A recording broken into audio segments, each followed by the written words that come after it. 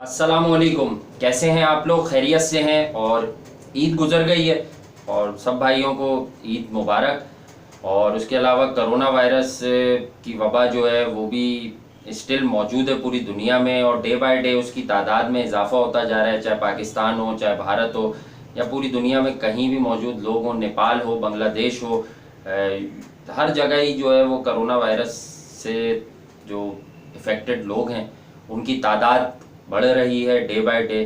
और अल्लाह पाक इस पर, मैं कहता हूँ, रहम फरमाए सब पर। और आज बात करेंगे, दो तीन इश्यूज़ हैं उस पर। एक तो ये बेन स्टोक्स साहब ने अपनी किताब में कुछ इंकिशाफात किए हैं, तो ज़रा इनकी बात करेंगे तरीके से कि इन्होंने क्या कौन सी माइलेज हासिल करना चाहिए।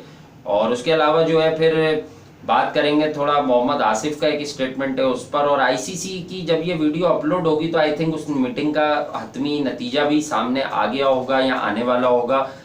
जब मैं ये वीडियो बना रहा हूँ तो आई थिंक मीटिंग अभी शुरू होने वाली है।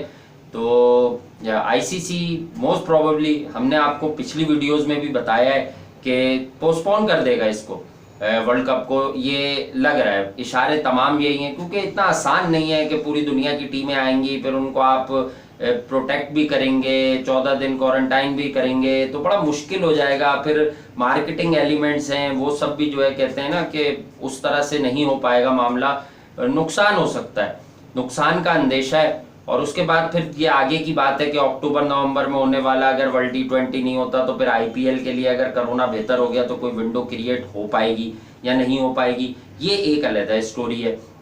तो बहरहाल स्टार्ट करता हूँ बेन स्टोक्स साहब से। जी हाँ, बेन स्टोक्स साहब हैं अब वो, क्योंकि उन्होंने वर्ल्ड कप जितवा दिया 2016 में। अच्छा, एक बात मैं आपको बता दूं, बेन स्टोक्स की कुछ इंडिया से अच्छी यादें वाबस्ता नहीं है।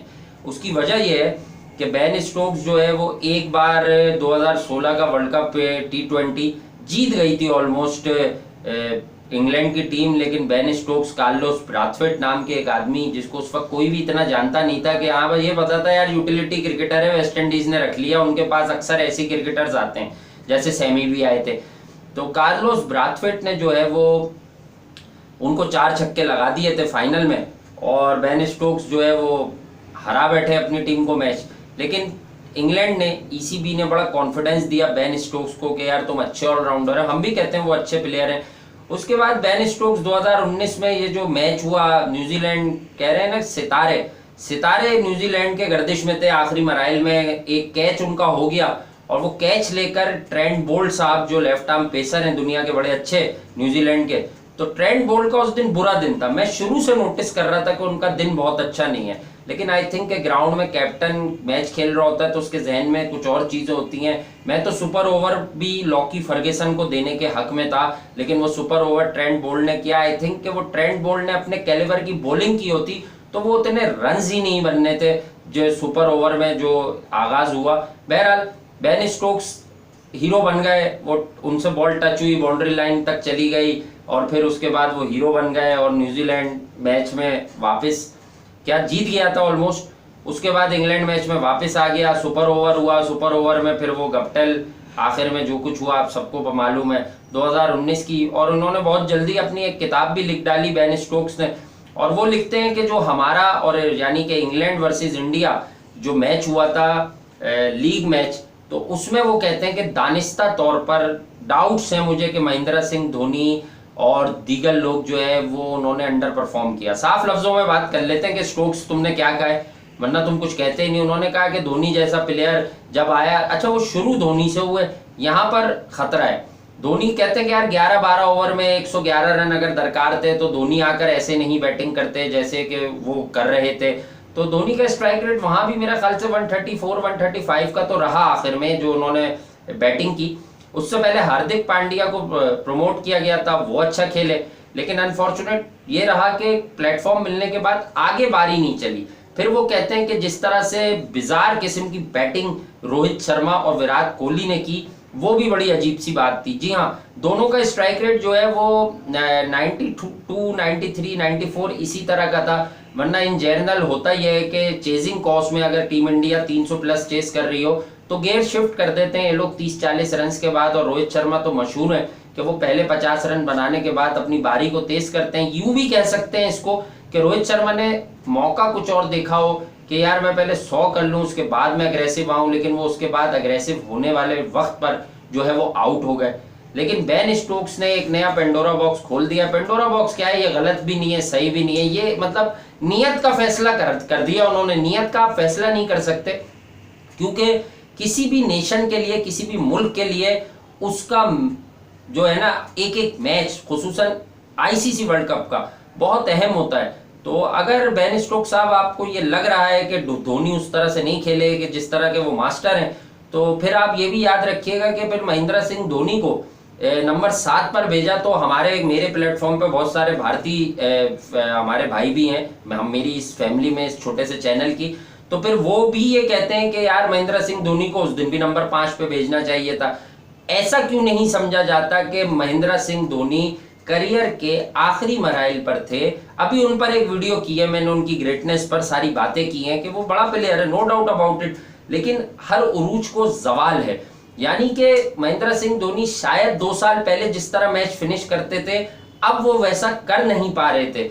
अब वो उस तरह से जो उन पर टैग था, खेलते अभी भी अग्रेसिव थे, लेकिन शायद उस फ्लो से नहीं खेल पा रहे थे जिस फ्लो से वो खेला करते थे। रविंद्र जडेजा और धोनी की पार्टनरशिप को अगर हम ले लें इसी आईसीसी वर्ल्ड कप के सेमीफाइनल में, तो वहां जडेजा जो है वो तेज खेल रहे थे, धोनी नर्म मिजाजी का मुजाहरा कर रहे थे, उन्हें खिला रहे थे। बाद में धोनी ने लॉकी फर्ग्यूसन को छक्का मारा, लेकिन फिर वो रन आउट हो गए। मार्टिन गप्टिल की थ्रो आकर डायरेक्ट स्टंप से टकरा गई। न्यूजीलैंड फाइनल खेल गया और फाइनल भी जीत रहा था न्यूजीलैंड, क्योंकि इस टूर्नामेंट में यानी 2019 के वर्ल्ड कप में मुझसे अगर पूछें तो सबसे लकीएस्ट टीम न्यूजीलैंड थी टिल दैट फाइनल मोमेंट, या वो जो फाइनल आर था ना वर्ल्ड कप का, या बेन स्टोक जहां खड़े हो गए थे, तो वहां तक सबसे बेस्ट टीम न्यूजीलैंड थी। मैं आपको बता देता हूं कैसे। न्यूजीलैंड और इंडिया का ग्रुप मैच नहीं हो सका, यही मुकाबला हुआ, वहां बारिश हो गई। फिर न्यूजीलैंड के अगेंस्ट एक बड़ी ट्रिकी विकेट पर कमबैक कर लिया साउथ अफ्रीका ने। साउथ अफ्रीका के लिए बड़ा ही खराब वर्ल्ड कप था। नॉर्मली वो आकर चोक करते हैं बड़े मुकाबलों में, नॉकआउट्स में, लेकिन उनके लिए भी ये बड़ा खराब वर्ल्ड कप था भाई 2019। साउथ अफ्रीका में ऐसा खराब वर्ल्ड कप था कि इमरान ताहिर की बॉल पर केन विलियमसन कॉट बिहाइंड हो गए, लेकिन क्विंटन डिकॉक ने अपील ही नहीं की। तो एम्पायर कैसे आउट दे देता कि जब कीपर ही को नहीं लग रहा कि ये, और जब रिप्ले में देखा तो बिल्कुल बल्ले के फेस पे से लग के बॉल क्विंटन डिकॉक के हाथ में गया था। वो मैच इमरान ताहिर ने फंसा लिया था। बड़ी ट्रिकी विकेट थी, बॉल थोड़ा स्पिन भी हो रहा था, ग्रिप भी कर रहा था, होल्ड भी कर रहा था, और आई थिंक वो भी मैच 235-40 वाला मैच था। वो बड़े रन्स का मैच नहीं था, दरमियाने रन्स का मैच था। उसके बाद इंडिया से वो हार जाते ग्रुप स्टेज, उसमें तो कोई किसी किस्म की कोई टेंशन नहीं होती। तो अगर वो एक मैच खेलते, वो एक पॉइंट उन्हें मिल गया, तो पाकिस्तान की अगर बात कर ली जाए, पाकिस्तान इस हवाले से भी अनलकी रहा कि न्यूजीलैंड को वहां भी एक पॉइंट मिल गया बारिश का। फिर पाकिस्तान के जो 99% लोगों से अगर आप जानेंगे कि पाकिस्तान श्रीलंका, इस टूर्नामेंट में ऐसा मामला था कि श्रीलंका ने इंग्लैंड को एक बार अपसेट किया, हराया, लेकिन पाकिस्तान और श्रीलंका के मैच में, क्योंकि एशियन दोनों टीम्स हैं, उनका क्लैश था, एक दूसरे के मिजाज को समझती हैं, तो पाकिस्तान का मैच शुरू होने से पहले ही अपर हैंड था, लेकिन बारिश हो गई। पाकिस्तान ने वो 2 पॉइंट लूज किए और वहां पर जो है वो 1 पॉइंट लूज किया, और न्यूजीलैंड ने वो 1 पॉइंट गेन किया। सबसे बड़ी वजह ये बनी, उसके बाद पाकिस्तान के पास चांसेस इसलिए बहुत ज्यादा ब्राइट नहीं रह गए क्योंकि पाकिस्तान अनएक्सपेक्टेडली वेस्ट इंडीज की आउटफिट से एक तेज विकेट पर, एक राइजिंग विकेट पर जिस पर बाउंस था, वहां पर मैच हार गया। और वो जो जितने बुरे मार्जिन से वो हारा, वहां पाकिस्तान के रन रेट को जो है वो बहुत ज्यादा डेंट लगा। तो ये थी कहानी कि पाकिस्तान की वजूहात असल क्या बनी। हाँ, फिर अगर इंग्लैंड एक मैच हारता तो वो चीज पाकिस्तान के फेवर में जाती, बिल्कुल जाती, सबको मालूम है। तो बेन स्टोक साहब से बस मैं गलत बात भी नहीं करूंगा, क्योंकि मेरा काम है क्रिकेट की हर बात को कवर करना।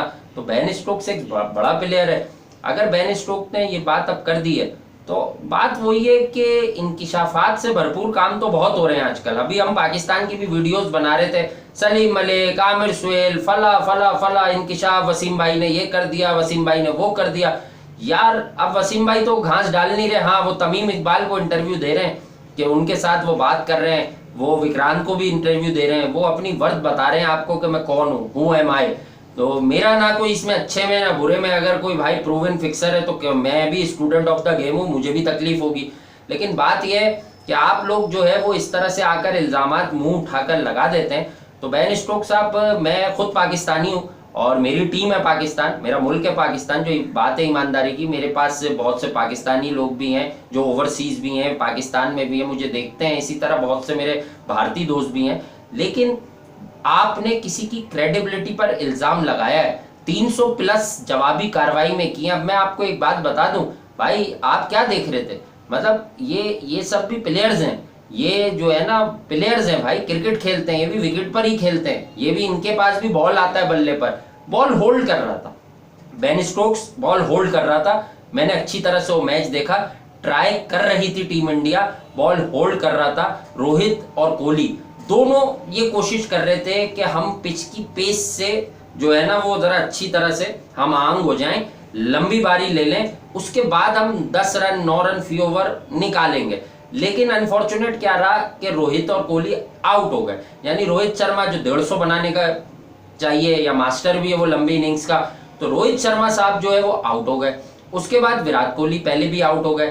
तो कोहली और रोहित शर्मा बड़ी इनिंग्स अपने हिसाब से, अपने स्ट्रेचर के हिसाब से नहीं खेल सके। जैसे कि विराट कोहली जो है वो 60-70 के बाद 100 कर ही जाते हैं, तो कोहली 120 करते, रोहित 150 या 145 भी करते, तो आई थिंक टीम इंडिया वैसे ही जीत जाती। हुआ ये कि जो नौजवान प्लेयर्स थे वो आ गए, वो विकेट ट्रिकी हो गया था second time around with the slightly oldish ball, वो ट्रिकी हो गया था। तो हार्दिक पांड्या ने अपनी पावर का इस्तेमाल किया, आकर एक शॉर्ट बस्ट थी उनकी, उन्होंने तेज बैटिंग की। लेकिन जब वो आउट हुए तो टीम इंडिया के लिए टास्क जरा लंबा हो गया था। हार्दिक पांड्या, मैं नाम ले रहा हूं, मैं किसी को मिला नहीं रहा, ये कंपैरिजन नहीं। अक्सर लोगों से मुझे एक शिकायत है, मैं आखिर में जरूर बताता हूं, अभी बताऊंगा तो फ्लो टूट जाएगा, कि हार्दिक पांड्या जो है वो जो है मतलब उस टाइप का स्ट्राइकर है कि यानी उसका अगर दिन है या उसके बैट पर बॉल आ गई तो लाइक मार्लिन सैम्यूल्स की मैं बात इसलिए करता हूं, क्रिस गेल अपने में एक चीज थी, सबको पता है, या और प्लेयर्स थे, ब्रेंडन मैकलम थे, लेकिन मार्लिन सैम्यूल्स जहां पूरी दुनिया स्ट्रगल करती थी छक्का मारने में, वहां छक्के मारता था। वो T20 वर्ल्ड कप का फाइनल उठा ले, ऐसी विकेट थी, रेत उड़ रही थी, कोई नहीं चल रहा था। अजांता मेंडिस ने गेल को चलता किया, सब कुछ हुआ। 2012 वाले वर्ल्ड कप की बात कर रहा हूँ, जो पहली बार वेस्ट इंडीज T20 जीता था वर्ल्ड कप। तो इसी तरह हार्दिक पांड्या से भी जब कनेक्ट होती है ना, तो डजेंट मैटर के यार कौन सी विकेट है, कौन सा सरफेस है, बॉल में से क्या हो रहा है, बस वो मारता ही इतनी पावर से, यानी कि वो टाइमिंग से ज्यादा पावर प्लेयर है। यानी अगर उसका छक्का दूसरे ग्राउंड में 105 मीटर का है तो 80-85 मीटर उधर भी गिरी जाएगा। तो आई थिंक कि इंग्लैंड में इतने ही बड़े मैक्सिमम ग्राउंड्स हैं, तो वो काफी थे। तो ये मैं आपको बता रहा हूँ, ऋषभ पंत को भी ऊपर किया कि यार ये मैच जिताओ जाके, नौजवानों को चांस दिया, विराट कोहली और धोनी वगैरह मशावरत से कि यार तुम लोग जाओ, तुम लोग मैच जितवाओ। तो अगर किसी गलत सोच के, मैं आता हूं बेन स्टोक्स सब तुम्हारी असल बात पर, अगर किसी गलत सोच के तहत चांस दिया था विराट कोहली ने या रवि शास्त्री ने या धोनी भी उस फैसले में हो या नहीं हो मुझे नहीं मालूम, लेकिन उनकी बतौर साबिक कप्तान तो इज्जत थी। तो सेमीफाइनल तो पाकिस्तान को कुछ नहीं हो रहा था ना जीत हार से, वो तो टीम इंडिया ने फाइनल खेलना था। वहां पर भी हार्दिक पांड्या और ऋषभ पंत क्यों पहले आ गए धोनी से, उस बात पे तो सारे भारतीय फैन आज तक कहते हैं कि स्पेसिफिक बात करें। मैंने अपने 2-4 खास दोस्तों की फरमाइश पर उस पर बात की एक वीडियो पर। मैंने कहा यार इस पर मैं पूरी वीडियो क्या बनाऊं, मेरी एक वीडियो है उसके शुरू में उसका पार्ट है। मैंने कहा हाँ यार वो स्ट्रेटेजी हो सकती है, लेकिन हाँ जब धोनी मौजूद है, वर्ल्ड कप का नॉकआउट मैच है, तो आप फिर धोनी से एक दिन तो कुछ मांग लेंगे, भाई आज दे दो जो देना, जाके विकेट पर खड़े हो जाओ, ये मैच निकाल के दो। तो आई थिंक कि वो भी नौजवानों पर भरोसा या नौजवानों को बड़ा प्लेयर बनाने की जो सोच थी, उससे बेहतर था कि धोनी को बनाते। ऋषभ पंत और हार्दिक के पास आगे बहुत मौके आने थे लाइफ में कि वो हीरो बनते, टीम इंडिया के लिए मैचेस फिनिश करते। तो ये मैंने आपको बता दिया कि अगर नीयत खराब थी तो वही पूरे वर्ल्ड कप में एक रोल था। कोहली बार बार हार्दिक और ऋषभ पंत से ये चाह रहे थे कि उनका कॉन्फिडेंस बढ़ जाए, नॉकआउट से पहले वो कोई मैच जितवा दे, तो इस नियत से ऊपर भेजा। अच्छा धोनी जब आते हैं तो भाई वो ठीक है, धोनी है, वो धोनी है, उनका नाम गोनी नहीं है, वो जो बॉलर था मनप्रीत गोनी, वो धोनी है, बड़ा प्लेयर है। लेकिन मेरे भाई आलमी मैच बेन स्टोक्स, तुम्हारे पास क्या कमजोर बॉलिंग थी? तुम्हारे पास क्रिस वोक्स फॉर्म में लगा हुआ है, तुम्हारे पास आर्चर था, तुम्हारे पास जो है मतलब कौन नहीं था यार। प्लंकेट तुम्हारा मिडिल ओवर्स का चैंपियन, उसने अपनी क्रिकेट बड़ी रिवाइव की।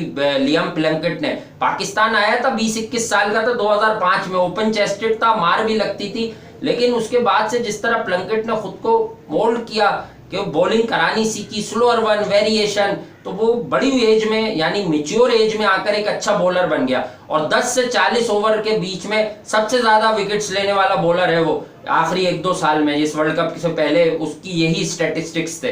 तो मेरे भाई, मैं being a cricket lover, being a cricket fan, मैं गलत बात तो नहीं करूंगा, लेकिन बेन स्टोक्स, हाँ बेन स्टोक्स की बात को आप इसलिए थोड़ा सा सीरियस जरूर लें कि यार वो क्रिकेट खेल रहा है, ग्राउंड में मौजूद था, उसने क्या ऑब्जर्व किया, या हो सकता है उसने अपने कप्तान, अपने प्लेयर्स से भी कुछ मशावरत की, उसके बाद ये स्टेटमेंट थ्रो किया।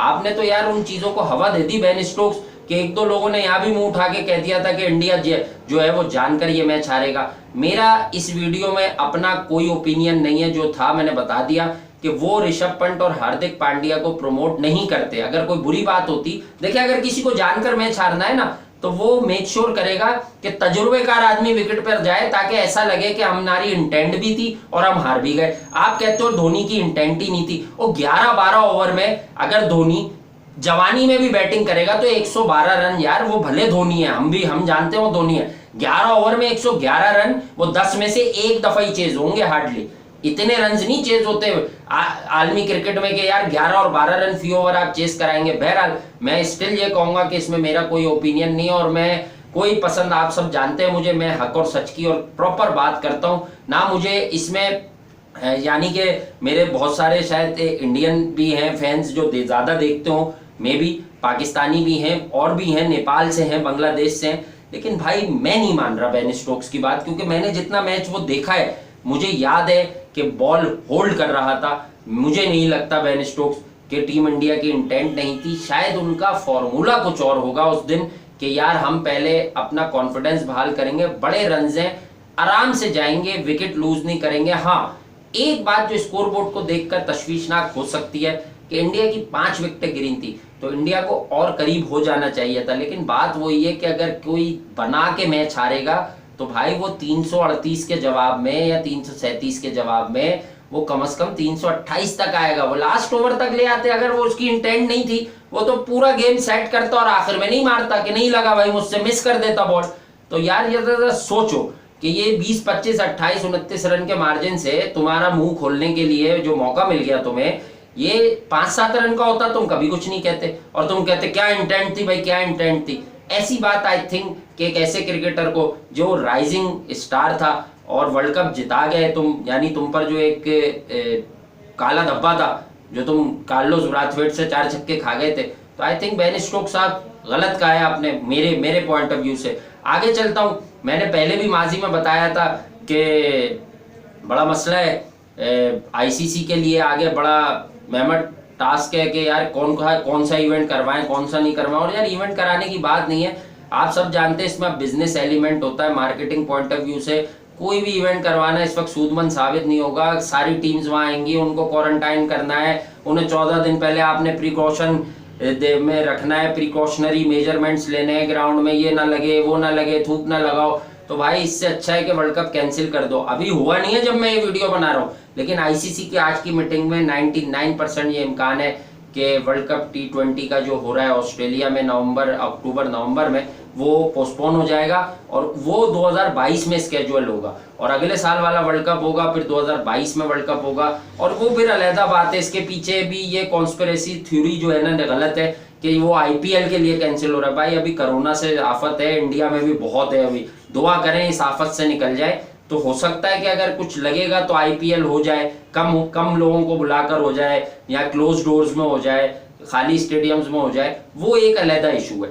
लेकिन मुझे लगता है कि ये पोस्टपोन हो जाएगा। और मैं, आपको याद होगा कि मैं छोटा सा आदमी, हमने सबसे पहले बात की थी कि T20 वर्ल्ड कप लगता नहीं है कि होगा, लेकिन आईसीसी अब तक कुछ कह नहीं रहा है। अभी भी उन्होंने 2-4 दिन पहले कहा था कि अभी तक हमने ऑस्ट्रेलिया को कुछ नहीं कहा है कि आप तैयारियां ना करें वर्ल्ड कप की, या आप कोई और बात ना करें। अब चलूंगा एक और स्टोरी की तरफ। जी हाँ, वो भी बड़ी ज़रूरी स्टोरी है, बहुत ज़रूरी है। लेकिन मैं एक बात बताता हूँ, मैंने इसका इंतखाब कर लिया स्टोरी का और सब जगह छप गई है, लेकिन नियत समझ नहीं आई। मोहम्मद आसिफ हमारे बॉलर बहुत बड़ा था, इसमें कोई शक नहीं। आई थिंक कि पाकिस्तान की क्रिकेट ने अगर कुछ आखिरी 15-18 साल में कोई चीज़ खोई ना, कोई बड़ी चीज़ खोई, तो वो मोहम्मद आसिफ था। खोई इसलिए कि वो खेला भी और उसकी इतने प्रॉब्लम्स थे, कभी एयरपोर्ट पर उसका कोई इशू, कभी वो इंजेक्शन लगा लेते हैं, उन्हें पता नहीं होता क्या कर रहे हैं, कभी उनके बैग से कुछ निकल आता है। फिर लेकिन मुझे एक बात पर उनकी हैरानगी है कि वो हर काम अधूरा करते हैं। लोग यहाँ पर कहते हैं कि यार वो तो है ही ऐसा, किसी न किसी चक्कर में फंस जाता है। तो मैं ये समझता हूँ कि वो पक्का खिलाड़ी नहीं है। जिस वो बैकग्राउंड से आया हुआ है, या तो वो सीख लेता किसी पॉलिश आदमी से कि यार कैसे निकलना है।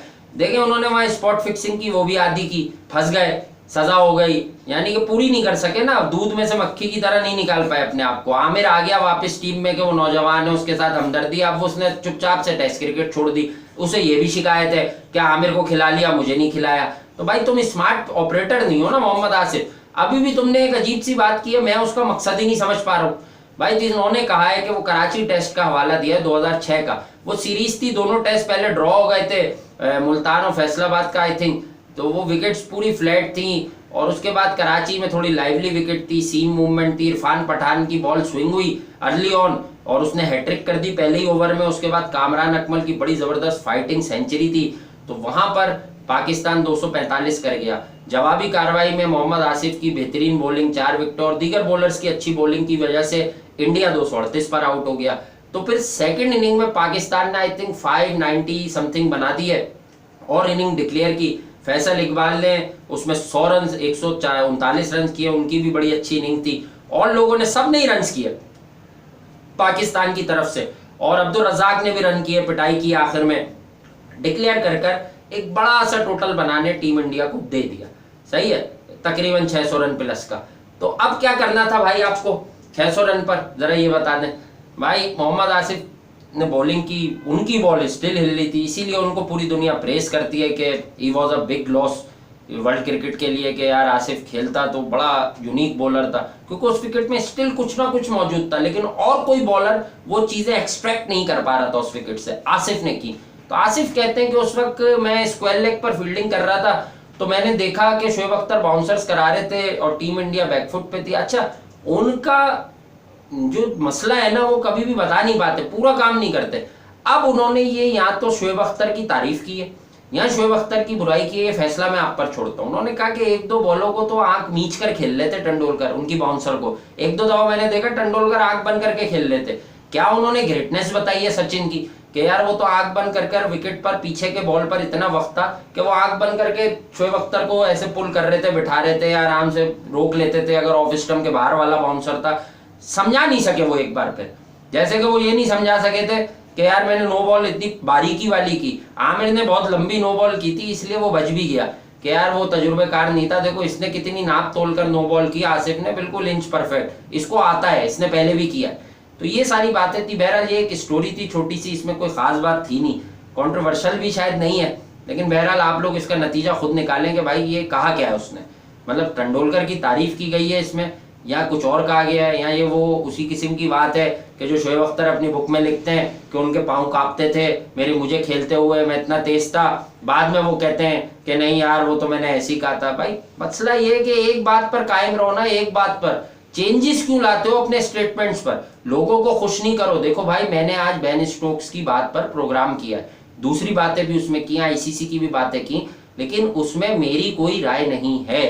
और हाँ, मुझे कुछ लोगों से बात करनी है, यानी तमाम अपने व्यूअर्स से बात करनी है जो देखते हैं। बहुत सारे अनसब्सक्राइबर्स हैं जो सब्सक्राइब नहीं किए हुए, वो सब्सक्राइब कर लें, उनकी मेहरबानी, और हौसला बढ़ाएं।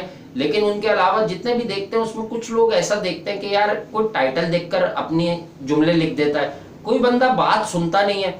और एक मेरा दोस्त है, मैं उसका नाम लेके बताऊंगा क्योंकि वो बहुत अच्छा समझदार इंसान है, वरुण, तुमने मुझे कल मैसेज किया था, तुम माशाल्लाह बड़े नॉलेजेबल हो। तुमने मुझे मैसेज ये किया था कि वो गंगोली ने प्रमोट किया, उसका हाथ है धोनी को बनाने में। बिल्कुल है, मैंने वीडियो धोनी की ग्रेटनेस पर की थी ना, तो मैं धोनी का सिस्टम बता रहा था। जब कभी हम सौरव गंगोली पर बात करेंगे, मैं अच्छा तुम्हें एक बात बता दूं, तुम भी शायद पुराने प्लेटफॉर्म पर भी देखते हो मुझे या नहीं देखते हो जहां मैं एंगेज था, लेकिन मैंने वहां पर भी मेरे भाई एक दफ़ा बात की कि टीम इंडिया का टर्न अराउंड सौरव गंगोली की क़यादत में हुआ 99-2000 में, खुसूसन कि जब सौरव गंगोली एक दो नौजवानों को लेके आए, उन्हें कॉन्फिडेंस दिया, युवराज, जहीर खान, उन्हें मिडिल ऑर्डर में एक दो प्लेयर्स मिले, उस वक्त यूवी, कैफ, इन लोगों ने आपको मैचेस जिताए। और उसके अलावा फिर नीचे से जहीर जैसा बॉलर आया तो जरा हौसला बढ़ा कि कोई विकेट टेकर आ गया। तो ये जब गंगोली पर कभी वीडियो करेंगे तो बात करेंगे। और आप लोग कहते हैं इंडिविजुअल वीडियो बनाएं, यानी कि सईद अनवर पर, युवराज सिंह पर, धोनी पर,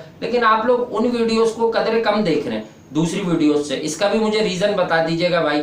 खैर मैं बनाता रहूंगा, ऐसी बात नहीं है, मैंने तो एक सिलसिला शुरू किया, आज नहीं तो कल लोग देखेंगे जब हमारी फैमिली बढ़ेगी, तो मेरा तो काम है, मैं उस पर भी वीडियो बनाऊंगा। आज की वीडियो के लिए आई थिंक इतना ही। और बेन स्टोक्स की मेन स्टोरी थी, उसके साथ आईसीसी का जो फैसला होने वाला है उस पर मैंने बात की। मैं हमेशा से कह रहा हूं कि ये वर्ल्ड कप पॉसिबल लग नहीं रहा। आप देखें, अगर कोई हैरानकुन बात आ गई तो ये मेरी कोई जराए से खबर नहीं है, ये मेरी अपनी एजम्पशन है। मैंने हमेशा से ये बात की है पहले भी कि वर्ल्ड कप T20 का करीब करीब नामुमकिन है। मैं तो 1 महीने से 2 महीने से कह रहा हूँ कि नहीं होगा। हाँ, IPL हो जाएगी अगर कोरोना में बेहतरी आ गई, and that was up to BCCI कि वो इसको किस तरह से ऑर्गेनाइज करवा सकती है ताकि उन्हें कम से कम नुकसान हो, या उनका जो फायदा होने वाला है उसमें कम नुकसान हो।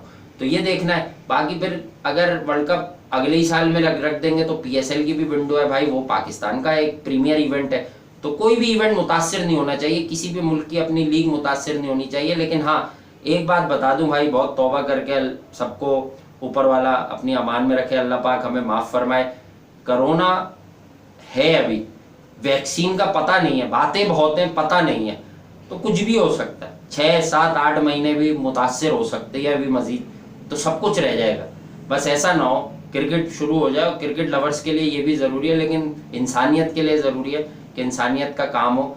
और बस आज के लिए इतना ही। बाकर भाई यकीनी तौर पर मसरूफ़ हैं बहुत सारी एक्टिविटीज़ में। कल परसों बात हुई थी, वो कह रहे थे कि एक वीडियो करते हैं, और मैंने कहा हाँ बिल्कुल, टाइम में मेल खाता है, तो मैंने कहा यार आज वीडियो भी नहीं की है तो आज ही बनाकर आज ही हम इसको अपलोड कर दें, कम से कम आप लोगों से बात हो जाए। बाकर भाई हैं, साथ ही हैं, और जल्दी मिलते हैं। बाकर भाई को भी देखते हैं कब मुलाकात होती है उनसे, उनके साथ भी जल्दी मिलते हैं। और कुछ प्लान कर रहा हूँ, दुआ कीजिएगा, पहले से बताना मुनासिब नहीं है। प्लान कर रहा हूँ कि कुछ ज़रा वेरिएशन दें और कुछ 1-2 लोगों से, हस्तियों से आपकी मुलाकात कराऊँ फ्यूचर में। तो तब तक के लिए अपने भाई वासे हबीब को इजाज़त दीजिए दुआओं के साथ, और अपना बहुत ख्याल रखिए। और 1-2 लोगों से ये अलग से बात कर दूं कि मैं बड़ा मशकूर हूँ 1-2 लोगों का कि वो कुछ खैर बल्कि जाने दीजिए, बस कोई मनफी बातें कर रहे थे या मुझे कंट्रोवर्शियल बन रहा था, मैं जाने अनजाने में, उनको पता नहीं था, तो आई थिंक कि अब वो नहीं ऐसा कर रहे। तो मैं बड़ा मशकूर हूँ आप लोगों का। अस्सलाम वालेकुम, सत श्री अकाल। अपना बहुत बहुत ख्याल रखिएगा आप सब। अल्लाह ने के बाद।